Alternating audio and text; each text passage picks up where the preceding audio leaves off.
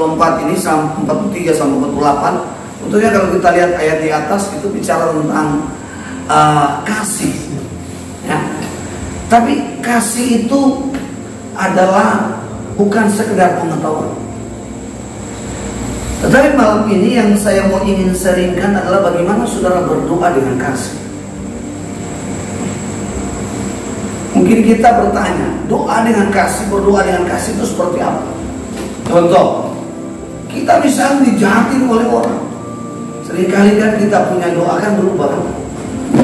Kan Tuhan Yesus mengajarkan, kalau kita ini adalah orang-orang yang sudah hidup di dalam pola kerajaan Allah. Hidup kita itu terpola, itu benar-benar kerajaan Allah. Nah, apa yang kerajaan Allah ajarkan? Mengasihi. Itu sebabnya ketika kita dijahatin, kita difitnah, kita dicemooh, kita dihina, doa kita adalah melepaskan pengampunan. Tapi saya punya pengalaman juga demikian, ya. Kita akhirnya berdoa bukan melepaskan pengampunan, tapi melepaskan apa?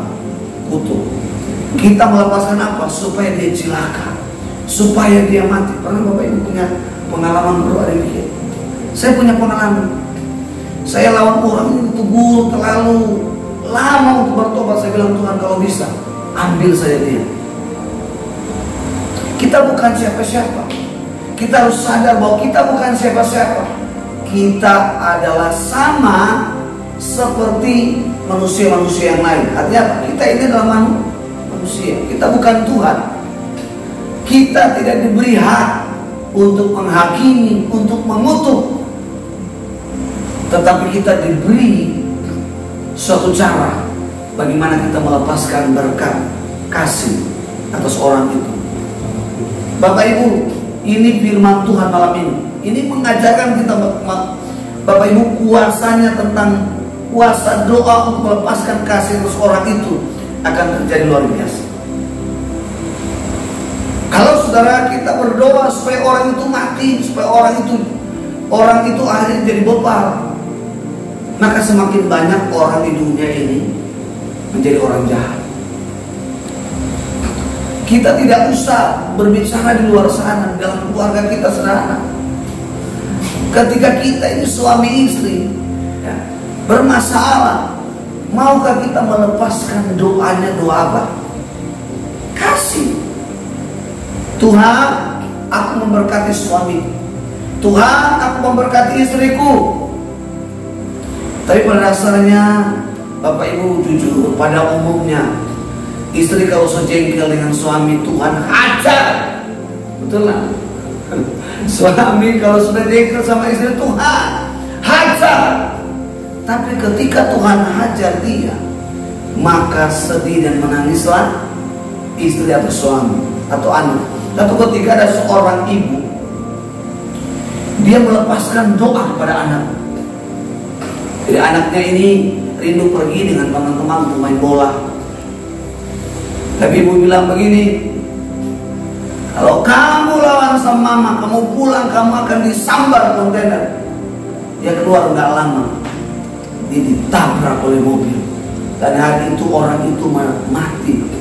Mamanya itu datang nangis, mama itu datang sedih. Dan setiap kali dia ingat anaknya itu, dia selalu membuat sebuah status di media sosial. Mama rindu kamu, anakku. Tetapi semuanya itu tinggal kenangan. Kalau Bapak Ibu kita tidak mau mengalami sebuah kenangan dan duka cita, jangan pernah melepaskan doa kita, yaitu kutuk. Ya, jangan. Itu sebabnya Bapak Ibu Alkitab mengajarkan, kalau kita lagi marah, jangan sekali-sekali melepaskan sesuatu. Jangan sekali-sekali kita berdoa. Tapi Yakobus bilang begini, orang yang tenang, dia akan bisa berdoa. Tapi kalau orang tidak tenang, di mulutnya keluar. Ya, Bapak Ibu kita begini. Mungkin kita bilang begini, binatang kamu. Memang kamu kelakuan kayak binatang. Itu doa. Kita sedang melepaskan. Dan kita sedang melepaskan kuasa doa itu. Memang dia tidak berubah hari itu wajahnya jadi binatang. Karakternya sama seperti binatang. Itu sebabnya kalau kita lagi tenang, kita bisa berdoa. Kalau lagi nggak tenang, jangan sekali-sekali kita mendoakan hal-hal yang tidak baik. Karena semua itu akan jadi fatal. Semua itu akan menjadi sial. Tuhan Yesus bilang begini, ayat 43 bilang begini. Ayat 43 bilang begini. Kamu telah mendengar firman. Firman apa? Taurat. Karena kita tahu bahwa Taurat itu, setiap orang berbuat dosa, misalnya bunuh orang, harus diganti dengan kematian. Itulah yang disebut gigi ganti gigi, mata ganti mata, kuping ganti kuping, kaki ganti kaki. Jadi kalau tangan kita berbuat, harus tangan itu dihajar. Tuhan Yesus katakan, kamu telah mendengar firman. Firman apa? Taurat. Ya, mengatakan demikian. Kasihilah sesamamu manusia dan bencilah musuhmu. Apa maksudnya ayat ini? Kasihilah orang benar dan bencilah orang benar. Dan ini pada kebanyakan orang, kita seringkali kalau lihat orang merusak, kita benci. Betul lah. Ini pada kebanyakan orang Kristen. Dan kita pada akhirnya merasa diri kita lebih sempurna, lebih baik, lebih suci. Tapi kasih mengajarkan kita tidak demikian. Ayat 44 Tuhan Yesus bilang begini, aku berkata kepadamu, kasihilah musuhmu dan berdoalah bagi mereka yang menganiaya kamu. Wow. Tuhan Yesus tidak hanya sekedar lagi ngomong kosong, tapi Tuhan Yesus sedang membuktikan apa yang keluar dari mulutnya itu firman. Itu terjadi di atas kayu salib. Dia tertikam oleh karena dosa itu. Dia dihujat, dia difitnah, tapi Tuhan Yesus berdoa apa? Pada waktu dia sebelum mengembuskan nafas, dia bilang apa? Ke dalam tanganmu aku serahkan nyawa. Tapi sebelum itu dia bilang apa? Bapa, ampunilah mereka, sebab apa yang mereka perbuat mereka tidak. Kita sebagai orang tua seringkali jengkel pada anak-anak, betul? Terkadang kita mungkin sebagai orang tua kita sudah berdoa, Tuhan, saya sudah nggak bisa untuk mengubah anakku. Tuhan, saya habis kesabaran. Tuhan, saya habis semuanya. Dan saya berdoa hari ini, Tuhan, hajar anakku. Hajar Tuhan, hajar. Karena kita tidak melepaskan doa kasih. Doa kasih itu seperti apa? Tuhan, ayat ini bilang apa? Tuhan, aku berdoa buat anak. Dia orang berdosa. Engkau telah membenarkan aku. Dan hari ini aku berdoa supaya anakku juga dipulihkan sama seperti engkau memulihkan aku. Itu doa kasih. Doa kasih artinya apa? Kita melepaskan pengampunan dosa. Maka kuasa kasih itu turun ke sini. Roh Kudus akan bekerja dan mengerjakan kasih itu memenuhi dalam hidup. Mungkin orang anak kita mungkin jauh, tapi ketika doa itu kita naikkan ke hadirat Tuhan, maka Tuhan menjamah anak kita. Mungkin Bapak Ibu punya tetangga yang bandel, tapi ketika saudara mulai melepaskan tentang doa kasih, Tuhan, aku berdoa untuk tetangga. Dia selama ini menjengkelkan saya. Tuhan, selama ini mengganggu aktivitas saya. Tuhan, hari Minggu pun dia nggak tahu. Hari ini aku berdoa di hadapan Tuhan. Tuhan, aku melepaskan berkat atas tetanggaku. Tuhan, aku memberkati tetanggaku. Tuhan, aku minta mau pulihkan tetanggaku. Percaya, kalau kasih itu memenuhi orang itu akan menjadi sahabat. Apa yang terjadi menurut ayat firman Tuhan ini? Ketika saudara berdoa untuk melepaskan dengan kasih, berdoa dengan kasih, melepaskan otoritas kasih atas orang itu. Ayat 43 bilang, ayat 45, maaf. Karena demikianlah kamu menjadi anak-anak Bapamu yang di sorga, yang menerbitkan bagi orang menerbitkan matahari bagi orang jahat dan orang baik untuk menurunkan hujan bagi orang yang benar dan orang yang tidak. Ya. Sebagai orang percaya, ketika saudara melepaskan doa kasih atas orang itu, atas musuh kita, itu tandanya bahwa kita adalah anak Bapa di surga. Ya. Karena Bapa di surga tidak akan pernah mendatangkan sesuatu yang jahat buat kita.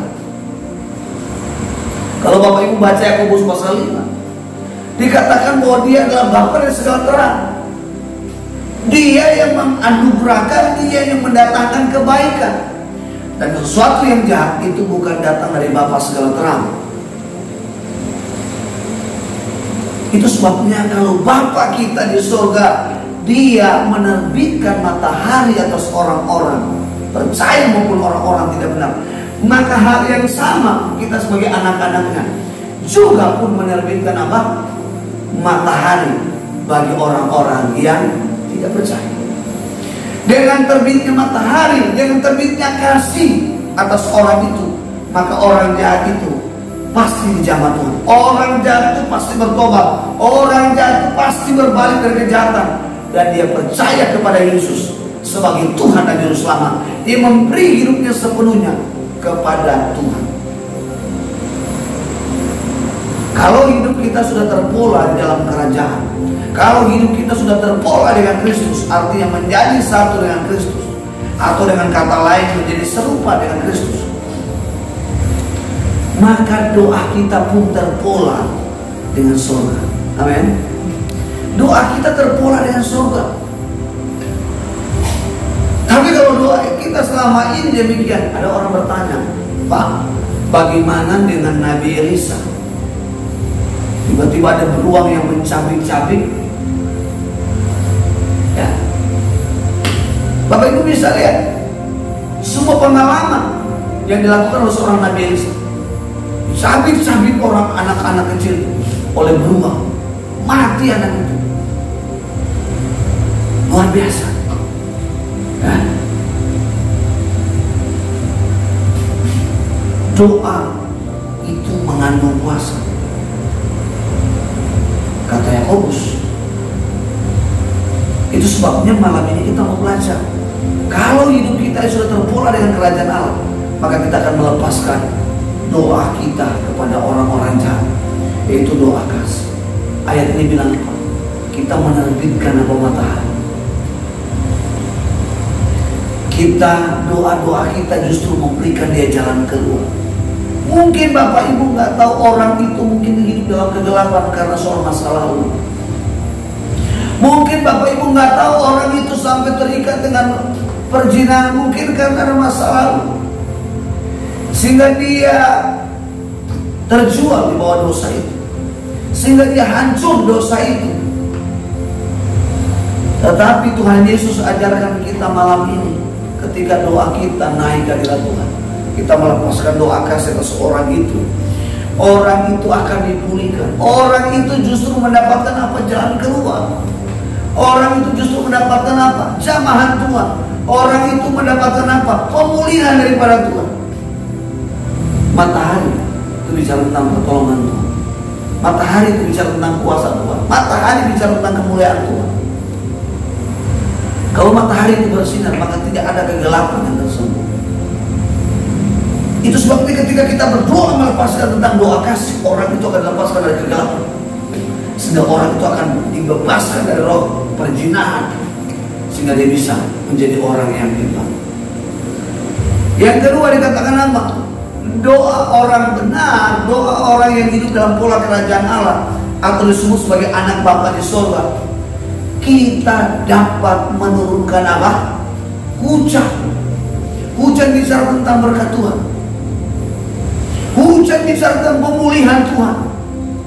Ketika hujan turun, dia bisa memulihkan tanaman para petani yang tadi mungkin tumbuhnya tidak hijau, tapi dia akan menjadi hijau. Masuk ke pasal 1 ayat 2 dan 3 dikatakan orang Kristen itu orang yang hidup dalam pola kerajaan Allah seperti pohon yang ditanam di tepi aliran air, yang tidak pernah mengalami datangnya layu daun dan tidak pernah mengalami kekeringan. Tetapi apa? Dia subur. Dan Tuhan katakan apa saja yang diperbuatnya pasti dibuat Tuhan berhasil. Kalau kita mau jadi orang berhasil, kalau kita mau jadi orang sukses, hari ini kita mau belajar bagaimana melepaskan doa kasih. Tapi yang aneh, banyak orang Kristen sudah salah nggak ngaku salah. Ini kebangetan, ini keterlaluan. Tapi kalau saudara kita datang kepada Tuhan dan bilang, Tuhan, seperti contoh loh, ada 2 orang datang ke bait Allah, 1 orang Farisi, 1 orang berdosa. Lalu orang Farisi mulai menghadap Tuhan dan berkata, Tuhan, aku telah memberikan 1/10. Tuhan, aku telah beribadah. Tuhan, aku telah taat melakukan 10 hukum Taurat. Orang berdosa ini membelakangi, lalu berkata kepada Tuhan Yesus begini, Tuhan, aku ini orang berdosa, kasihanilah aku. Tuhan Yesus berkata, dari 2 orang ini berdoa di bait Allah, doa mana yang berkenan? Karena kalau doa orang Farisi ini bukan doa kasih, doa menuntut. Itu namanya doa sombong, ya kan? Ada orang begitu, wah, ini Tuhan kata saya Tuhan. Dia tidak sadar bahwa segala sesuatu yang dia terima itu dari Tuhan.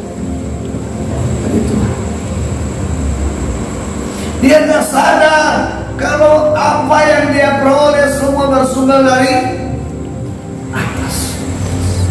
Karena dari atas menerbitkan apa? Matahari.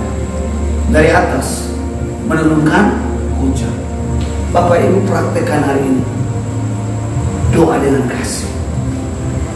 Tuhan, aku memberkati anakku, aku memberkati cucuku Tuhan. Ya.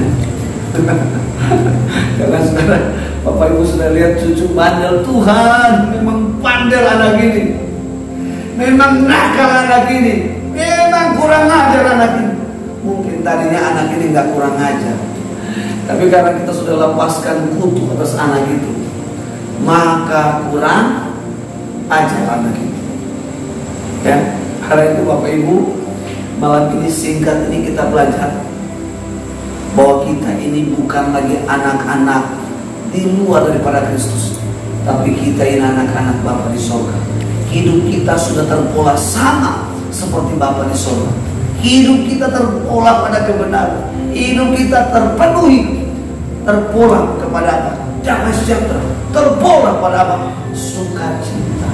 Terpola pada kuasa. Haleluya. Kita mau praktekkan, amin. Praktekkan untuk anak-anak kita. Ya. Saya praktekkan hari ini buat anak-anak saya setiap hari. Valeri di mobil anak saya itu praktekkan. Dia ngomong sama Tuhan, Tuhan pulihkan saya, Tuhan ampuni saya. Dia praktekkan. Dia mulai melepaskan tentang kuasa kasih dalam doa.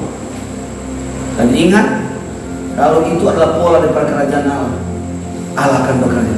Tapi kalau ketika saudara melepaskan kutu, yang bekerja bukan Tuhan, yang bekerja adalah setan. Setan itu sifatnya mencuri, membunuh, dan ya. Karena itu Bapak Ibu, jangan sampai doa-doa kita membinasakan orang lain, membinasakan istri kita. Tapi biarlah doa-doa kita itu mengubah orang itu, sehingga orang itu mengalami kemuliaan Tuhan. Tuhan Yesus memberkati.